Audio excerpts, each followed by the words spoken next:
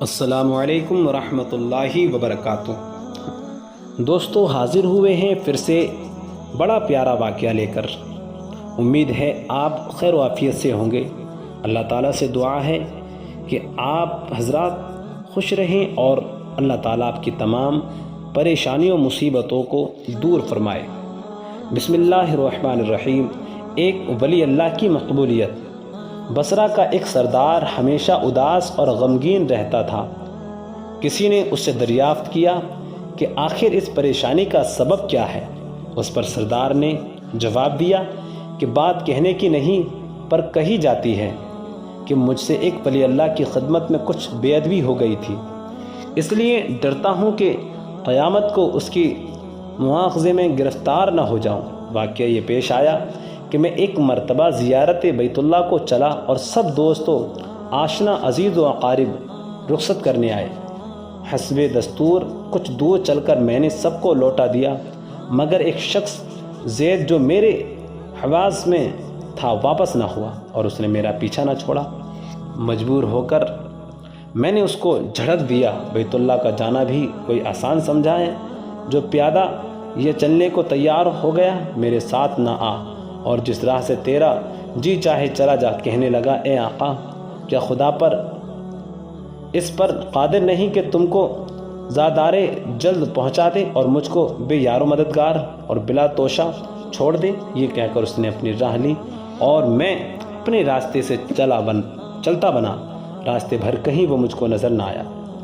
واللہ عالم کہاں پوشیدہ ہو گیا۔ جب خدا کے فضل سے مناسک حج سے فارغ ہو کر میں مدینہ طیبہ کو چلا تو کیا دیکھتا ہوں کہ زید آ گیا اور السلام علیکم کہہ کر میرے پاس بیٹھ گیا۔ میں نے حیرت سے پوچھا کہ حج کرایا؟ کہا ہاں۔ پھر میں نے ضربتاً کہا کہ حج کی سند بھی ملی؟ تو کہنے لگا، کیسی سند؟ وہ کس کام آتی ہے؟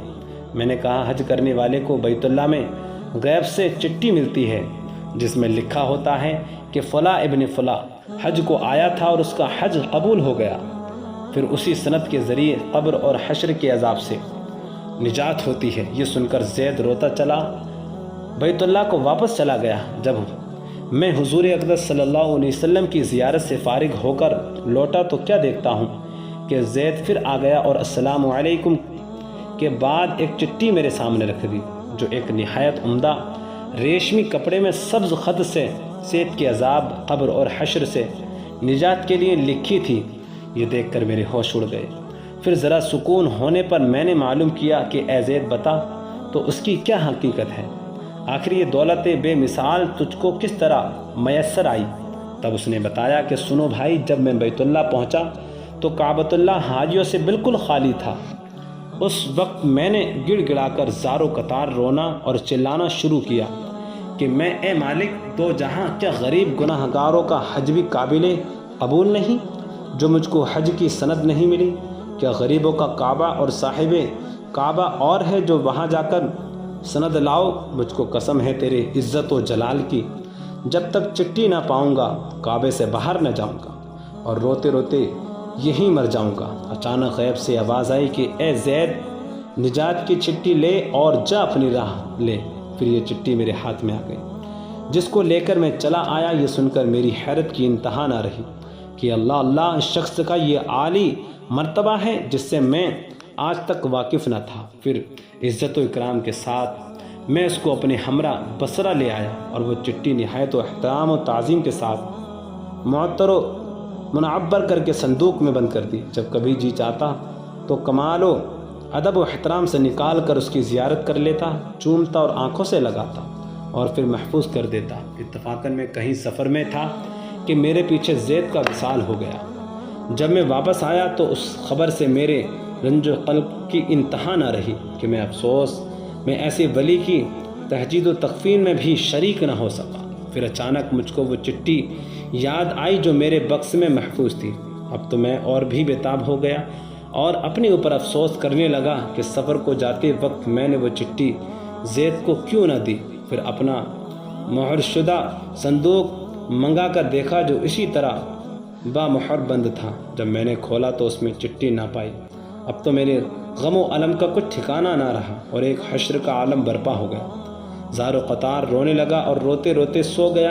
کیا دیکھتا ہوں کہ طرح طرح کی سجی ہوئی جنت میں زید سر پر ایک تاج رکھے ہوئے، رزق برق لباس میں تخت جواہر پر جلوہ افروز ہے، اور اس کے چاروں طرف حوروں کے جھرمٹ ہیں۔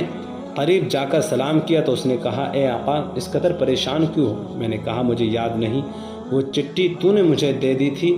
کہنے لگا، وہ تو موجود ہے، اور اس کی بدولت یہ دولت و حشمت مجھ کو حاصل ہوئی۔ اب آپ کچھ تردد نہ کیجیے، میں اپنی من مانی مراد کو پہنچ گیا۔ سبحان اللہ۔ اس واقعے سے سبق حاصل یہ ہوتا ہے، جو اللہ کا ہو جاتا ہے اللہ تعالیٰ اس کی سب مرادیں پوری کر دیتا ہے۔